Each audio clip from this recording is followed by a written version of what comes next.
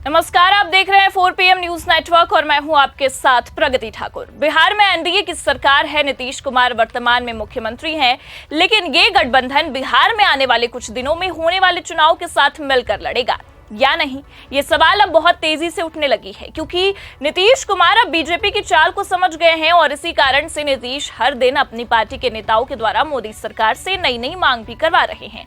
वहीं बीजेपी नीतीश कुमार के खिलाफ रणनीति बना रही है और बीजेपी जीतन राम मांझी, चिराग पासवान और उपेंद्र कुशवाहा का सहारा ले रही है। लेकिन खास बात यह है कि नीतीश और उनकी पार्टी अब बीजेपी पर दबाव बनाने में जुट गए हैं, क्योंकि वो बीजेपी की रणनीति को भली भांति समझ चुके हैं। आपको बता दें कि नीतीश कुमार ये पूरी तरह से समझ गए हैं कि बीजेपी इस चुनाव में नीतीश कुमार और जेडीयू की राजनीति को पूरी तरह से सफाया करने का प्लान बना चुकी है। बिहार की राजनीति हमेशा से ही कठिन और बढ़ने वाली रही है और 2025 के विधानसभा चुनाव जैसे जैसे पास आ रहा है, ये चलन और भी तेज हो गया है। बता दें कि एनडीए की सरकार वर्तमान में बिहार में सत्ता में है, जिसमें जनता दल यूनाइटेड के नेता नीतीश कुमार मुख्यमंत्री के रूप में कार्यरत हैं। हालांकि इस गठबंधन की एकता और भविष्य को लेकर अब सवाल उठने लगे हैं। विशेष रूप से अगर हम देखें तो नीतीश कुमार और उनकी पार्टी जेडीयू द्वारा भारतीय जनता पार्टी पर बढ़ते दबाव और बीजेपी की ओर से नीतीश के खिलाफ कथित रणनीति ने राजनीतिक माहौल को काफी गर्मा दिया है। आपको बता दें कि बिहार में एनडीए गठबंधन की नींव जेडीयू और बीजेपी की साझेदारी पर ही टिकी है, जिसमें छोटे सहयोगी दल जैसे हिंदुस्तानी आवाम मोर्चा, लोक जनशक्ति पार्टी रामविलास और राष्ट्रीय लोक समता पार्टी भी शामिल है।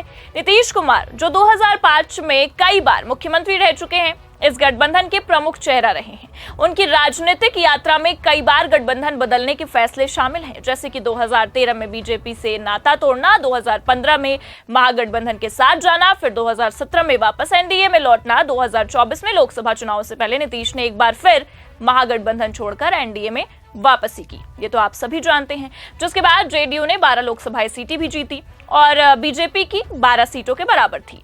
और हालांकि इस बार गठबंधन की एकता पर सवाल इसलिए भी उठ रहे हैं क्योंकि नीतीश कुमार को लगता है कि बीजेपी उनकी पार्टी को कमजोर करने और बिहार की राजनीति में जेडीयू का प्रभाव खत्म करने की रणनीति बना रही है।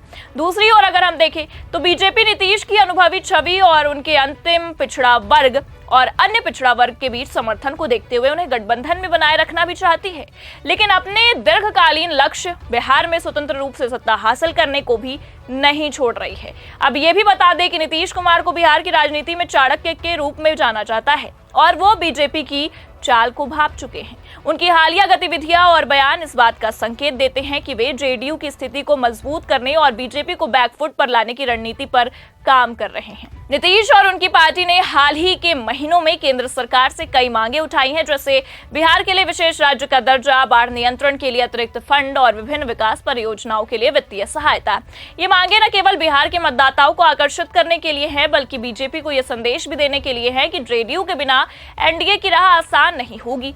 वहीं बिहार चुनाव को अगर देखा जाए तो नीतीश ने 2024 के अंत में प्रगति यात्रा शुरू की थी, जिसका उद्देश्य बिहार में विकास कार्यों की समीक्षा करना है और मतदाताओं के बीच अपनी छवि को मजबूत करना है। इस यात्रा के दौरान जेडीयू ने नारे जैसे जब बात बिहार की हो, नाम सिर्फ नीतीश कुमार का हो को भी प्रचारित किया, जिससे यह स्पष्ट हो गया कि नीतीश खुद को एनडीए का अकेला चेहरा मानते हैं।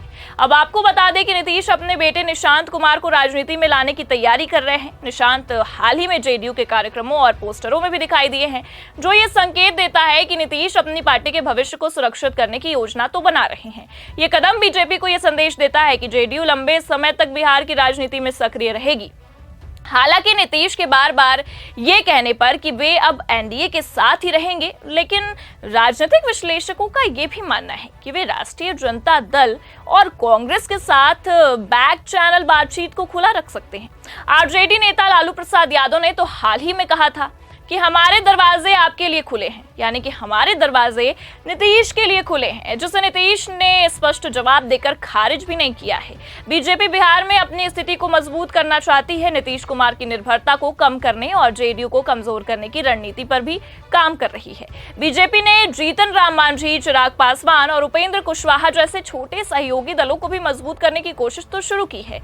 ये नेता अपने आप में समुदायों दलित, पासवान और कुशवाहा में प्रभाव रखते हैं और बीजेपी बीजेपी इनके जरिए नीतीश के वोट बैंक में सेंध लगाने की भी कोशिश कर रही है। अब ये भी बता दें कि बीजेपी के वरिष्ठ नेताओं जैसे केंद्रीय गृह मंत्री अमित शाह और बिहार के उप मुख्यमंत्री विजय कुमार सिन्हा ने नीतीश को 2025 के लिए एनडीए का चेहरा घोषित करने में देरी कर रही है।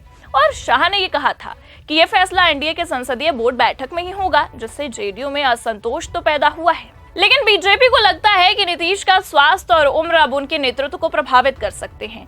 इसके अलावा वक्फ बिल जैसे मुद्दों पर जेडीयू का मुस्लिम वोट बैंक पहले ही कमजोर हो चुका है। 2015 में जेडीयू ने 80% मुस्लिम वोट हासिल किए थे, लेकिन 2020 में यह समर्थन लगभग खत्म ही हो गया है।